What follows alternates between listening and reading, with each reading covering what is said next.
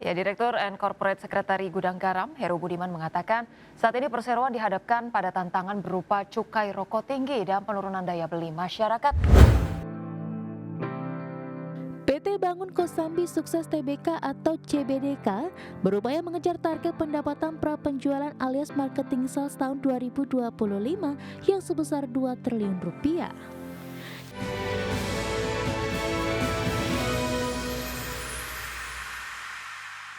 Terima kasih Anda masih bergabung sama kami. PT Gudang Garam Tbk memberikan atau membeberkan strategi perseroan untuk memperbaiki kinerja keuangan, yakni dengan memperbesar penjualan pada segmen sigaret kretek tangan. Ya, Direktur and Corporate Secretary Gudang Garam, Heru Budiman mengatakan saat ini perseroan dihadapkan pada tantangan berupa cukai rokok tinggi dan penurunan daya beli masyarakat yang membuat penjualan perseroan semester 1 2025 melemah. Pasalnya 89,56% pendapatan perseroan pada semester 1 didapatkan dari segmen sigaret kretek mesin yang notabene harganya lebih mahal. Saat disinggung diversifikasi bisnis pada produk rokok elektrik, ia merasa produk tersebut bukan menjadi solusi di tengah situasi daya beli saat ini. Meski perusahaan tetap terbuka dengan opsi inovasi tersebut.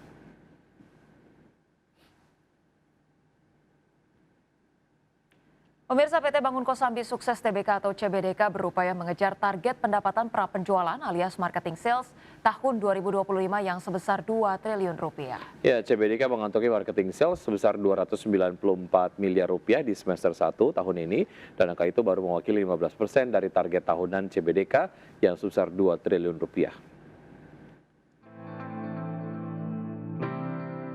PT Bangun Kosambi Sukses Tbk atau CBDK berupaya mengejar target pendapatan prapenjualan alias marketing sales tahun 2025 yang sebesar 2 triliun rupiah.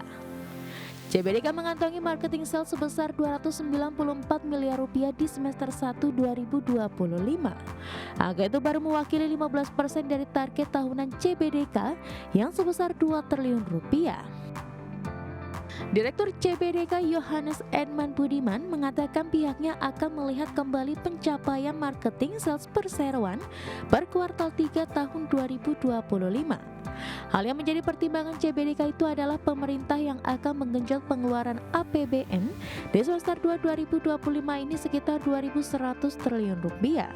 Harapannya kebijakan pemerintah itu bisa meningkatkan daya beli masyarakat. Selain itu terdapat tren penurunan suku bunga Bank Indonesia yang telah 2 kali turun di tahun 2025 dari 5,5% di awal tahun ini menjadi 5% per Agustus. Penurunan suku bunga BI itu pun diharapkan bisa menunjukkan tren positif terhadap ekonomi nasional. Harapannya akan mendorong penurunan cost of funding dan juga penurunan sebagian besar pembiayaan bidang properti, terutama untuk pembelian rumah dan ruko di PIK 2. Berbagai sumber, IDX Channel. PT Bakri and Brothers Tbk resmi menguasai penuh saham pada Badan Usaha Jalan Tol Cimanggis Cibitung. Ya, langkah ini dipandang menjadi strategi penting grup usaha dalam memperkuat bisnis infrastruktur. PT Bakri and Brothers Tbk atau BNBR melalui anak usaha PT Bakri Tol Indonesia resmi mengakuisisi 90% saham PT Cimanggis Cibitung Tollways. Setelah menggelar rapat umum pemegang saham luar biasa pada Rabu 10 September, BNBR menjadi pemegang saham tunggal badan usaha jalan tol tersebut. Direktur Utama BNBR Anindya Bakri mengungkapkan akuisisi senilai 3,56 triliun rupiah ini bertujuan untuk memperkuat posisi grup usaha dalam sektor infrastruktur nasional. Melalui pengambil alihan saham dan piutang dari Waskita Toll Road dan sarana multi infrastruktur, langkah ini diharapkan mampu meningkatkan sinergi dan kontrol strategis perusahaan. Sementara itu, Wakil Direktur Utama BNBR Ardiansyah Bakri menegaskan ruas Cimanggis Cibitung memiliki posisi strategis. Tol yang resmi beroperasi penuh sejak Juli 2024 ini terintegrasi dengan JOR 2 dan jalur Trans Jawa, sehingga diproyeksi menjadi jalur alternatif untuk mengurangi kemacetan dan mendorong pertumbuhan ekonomi di wilayah Jabodetabek. Berbagai sumber, IDX Channel. Terima kasih Anda masih bergabung sama kami. Pemirsa, indeks harga saham gabungan atau IHSG masih konsisten menguat meski belum mampu bertahan di level 7.800-an di hari Kamis, dan IHSG ditopang saham perbankan Himbara di tengah Kementerian Keuangan yang akan menarik dana dari Bank Indonesia dan mengembalikannya ke sistem perekonomian. Indeks harga saham gabungan ditutup menguat 0,64% di level 7.747,90 di akhir perdagangan Kamis. IHSG lagi-lagi memangkas penguatan usai sempat menguat ke intraday tertinggi harian di level 7.819,098. Indeks sektoral dengan kenaikan terbesar sektor keuangan melaju di 1,93%, sektor kesehatan naik 1,37%, dan sektor transportasi dan logistik menguat 1,15%. Sementara sektor energi turun 0,50%, barang baku melemah 0,42%, dan sektor teknologi koreksi 0,33%. Saham emiten perbankan BUMN tercatat menjadi penggerak utama kinerja.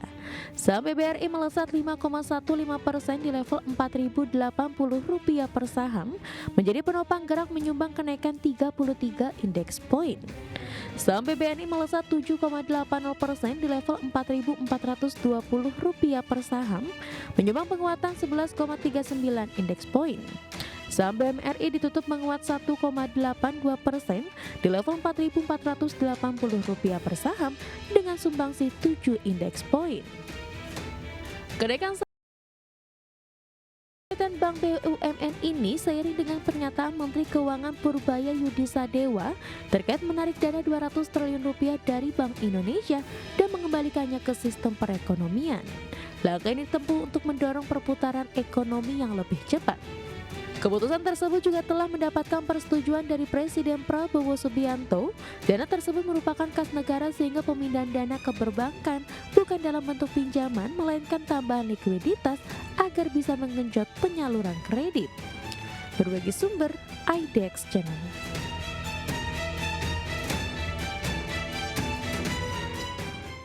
Ya, Biro Statistik Tenaga Kerja Amerika Serikat melaporkan indeks harga konsumen naik 0,4% secara month-to-month di bulan Agustus 2025, adapun secara tahunan inflasi Agustus mencapai 2,9% dan menjadi level tertinggi sejak Januari.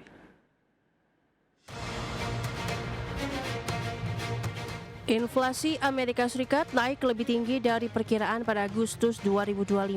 Kenaikan ini diyakini tidak akan menghalangi langkah Federal Reserve untuk menurunkan suku bunga pekan depan. Biro Statistik Tenaga Kerja melaporkan indeks harga konsumen naik 0,4% month to month pada Agustus 2025, naik dari 0,2% pada bulan sebelumnya. Secara tahunan, inflasi Agustus mencapai 2,9%, level tertinggi sejak Januari, dan naik dari 2,7% pada Juli. Angka ini sedikit di atas perkiraan ekonom yang memproyeksikan kenaikan 0,3% month to month dan 2,9% secara year on year. Laju inflasi ini memicu kekhawatiran stagflasi menyusul data pasar tenaga kerja yang lesu. Tekanan harga juga diperkirakan semakin besar dalam beberapa bulan mendatang karena perusahaan mulai kehabisan stok pratarif sehingga dampak penuh dari kebijakan tarif impor Presiden Donald Trump mulai terasa. Sementara itu, inflasi inti yang tidak memasukkan harga pangan dan energi tercatat naik 0,3% pada Agustus sama dengan level Juli. Secara tahunan, inflasi inti bertahan di level 3,1%. Berbagi sumber, IDEX Channel.